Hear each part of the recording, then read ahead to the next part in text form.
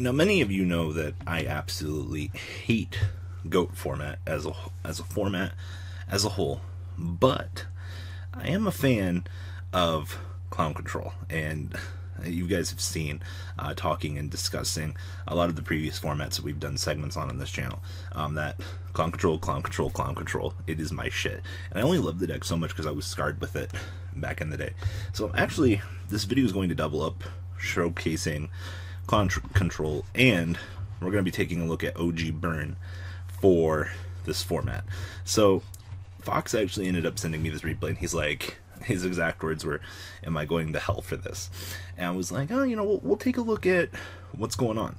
And you guys know like how long it's been since Burn has been a deck, and by the last time I said Burn was a deck, Chain Burn, because of Zodiac. Now this is OG Burn. You've got shit like Stealth Bird that has to resolve and do its thing. It was almost worth it to attack Stealth Bird, force it face up. Say if you have a 1400 or a 1500 monster, ram it, take the 200. That way you don't take the 1000, and you just would do gradual advantage from it. It's one of the ways you beat through this format. Now, as you're going to see, level limit area B is a hell of a drug for Burn, especially like this. Classic Secret Brawl is going to ping off 1200. 1200 was pretty big back in GOAT format, especially if you could get your opponent underneath Scapegoat, or even force them into some shit like Ojama Trio. It's an extra 900 to 1200, depending on which one is active.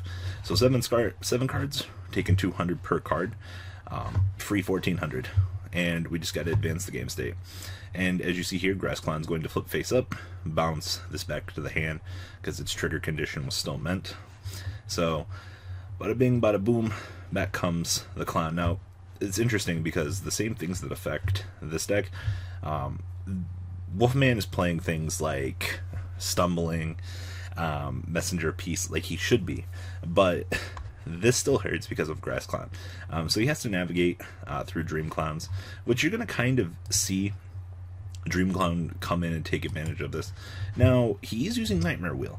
Now, Nightmare Wheel does not allow the effects to be negated of something. So if something would come down and force this position to change, this could still trigger, but he's using this as the ping 500 to your opponent, which is going to do a lot of work. As you can see, we have a Lava Golem gathered in here, and the Just Desserts trail is starting to cook. It's amazing just like how good Just Desserts was back in the day. And here we go, more Clown Control shenanigans, just doing its thing. Gonna keep bouncing back the Stealth Bird, and we're gonna keep having to deal with these clowns. We do have this clown now active, and as you're going to see here, Mystic Tomato is going to come down.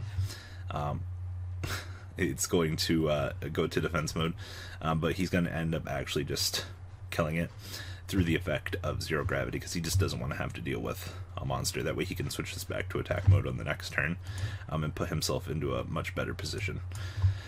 So now we are going to start getting some Dream Clown action here, which is going to be honestly a lot of value. Having this clown rotate with this clown every turn, being able to ping multiple things. Now Stumbling is active, forcing monsters that are summoned into defense mode. Ooh, you guys know what my favorite part about Burn is? When you can just hand your opponent a Lava Golem and just not care.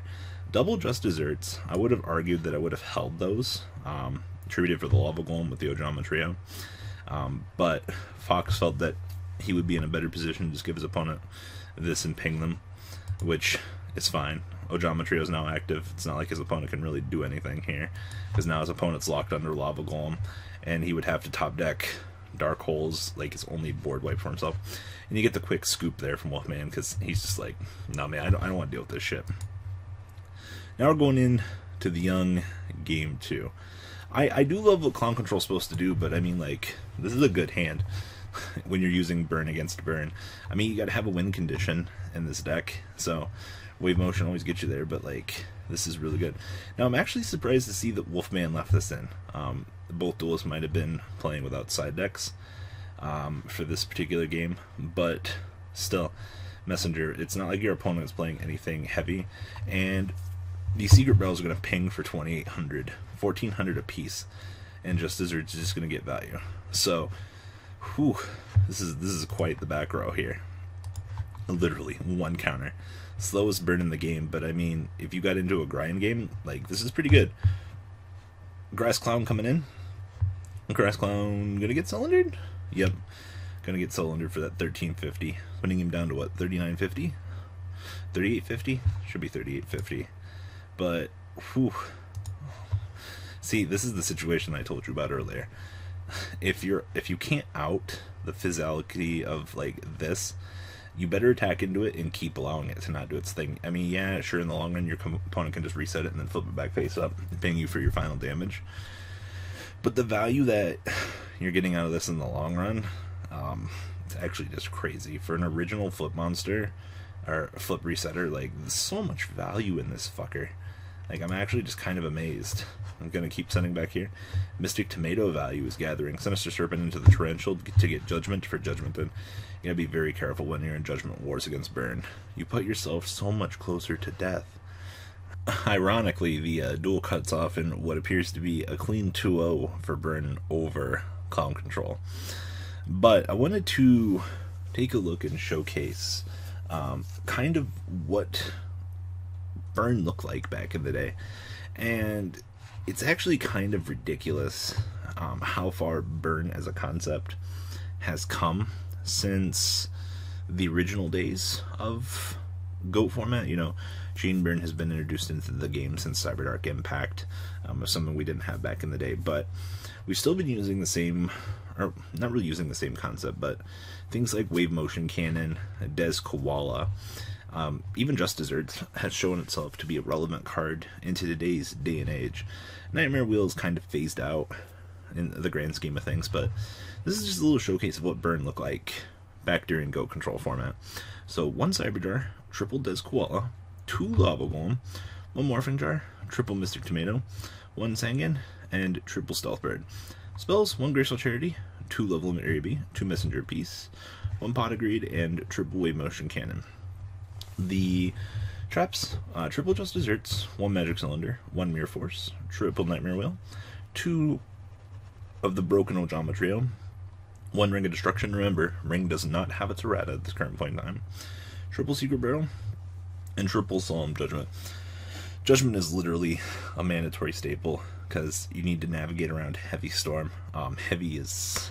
a lot of people disagree with me, but Heavy was a blowout, but it wasn't a blowout because you could construct your chain links as you need to. You can do Just Desserts Chain Link 1, Ojama Trio, no, Chain Link 2 to ensure that obviously your chain resolves backwards correctly. Also, the fact that this gets you into this is absolute insane value, or you can tomato into this or this, depending on kind of what scenario you were being faced with. Also, you have to remember, Delinquent Duo is in this format. Delinquent Duo can literally hurt your burn strategy. It's one of those interesting cards because Delinquent has that power to just go, no, I'm going to take away 2 resources from you. And in a format where, you know, you're drawing 6, it doesn't necessarily feel too bad being on 4 resources. But just losing 2 of those potential cards in a strategy where you're going to literally need every card to cleave away your opponent's life points. Hand Destruction is a massive pain in the ass for this deck, and it's really weird because Delinquent Duo was such a powerful anti-meta card for this deck. Now, if you're going to side things, probably, I want to say more Burn. I would definitely consider citing Heavy Storm, just in case I want to have to clear out other background. You need to have things that you can side Messenger Piece out for the mirror match. If you're facing any other deck like Clown Control or things like that in this format, you need to have alternating ways to get this trash out. Just peace out. Better options, better things. It probably would be my motto for this. So, I did want to note, though, that OG Burn as a concept has long since faded away from the game since we've switched to the Draw 5 concept instead of Draw 6 turn 1. And it's really hurt Burn as a deck that required as many cards as it needed. Because, I mean, if you look through these hands, though, like, this hand going first, sure, you got Pot of Greed, but, like, having this as your 6th card would definitely help out a lot. Like, stupid draw cards, get out of my hand. Like, if this is my first opening 5, I'm just gonna set, activate, like, then I'm holding Lava Golem. Like, the concept just, it's not all that entertaining. So, what do you guys think about OG Burn, Clown Control, all the fun, fancy things you saw in this video? Leave a comment down below, tell me what you guys think, and I'm out, guys. Later. The ride never ends, guys. Make sure you enable those notifications to get the latest videos that are being posted on this channel. Make sure you guys check out VanCole40 for my Cardfight Vanguard channel. And join me and House of Champions on the Zodiac Duelist TV Twitch stream. We'll be interacting with our audiences.